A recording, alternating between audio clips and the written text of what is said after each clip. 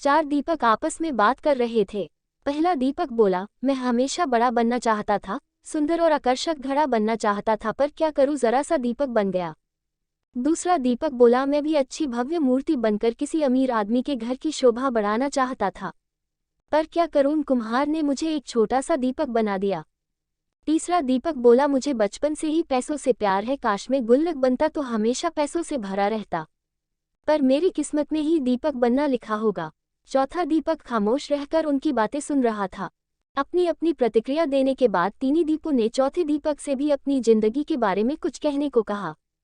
चौथे दीपक ने कहा, भाइयों, कुम्हार जब मुझे बना रहा था तो मैं बहुत खुश हो रहा था, क्योंकि वह मुझे बनाते वक्त प्रसन्न था। उसने जब मुझे बनाया तो मैं अपने जीवन के प्रति कृतज्ञ हो गया कि मैं एक बिखरी हुई मिट्टी से एक सुंदर दीपक बना गया जो अंधेरे को दूर करने का साहस रखता है। मैं वो साहसी दीपक हूँ जिसके जलते ही अंधेरा छूमंतर हो जाता है। मैं आभारी हूँ उस कुम्हार का जिसने मुझे ऐसा रूप दिया कि मुझे भगवान के सामने मंदिरों में प्रज्वलित किया जाता है। मेरी रोशनी में पढ़कर ना जाने कितने होनहार बच्चे आज बड़े बड़े ऑफिसर बन गए हैं और देश की सेवा कर रहे हैं। मेरा प्रकाश सिर्फ अंधेरे को ही दूर नहीं करता, बल्कि एक नई उम्मीद और नई ऊर्जा का संचार करता है।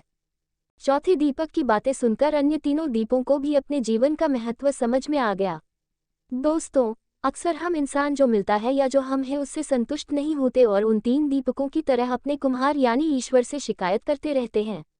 लेकिन अगर हम ध्यान से देखें तो हमारा जीवन अपने आप में बहुत महत्वपूर्ण है और हम जो है उसी रूप में इस जीवन को सार्थक बना सकते हैं।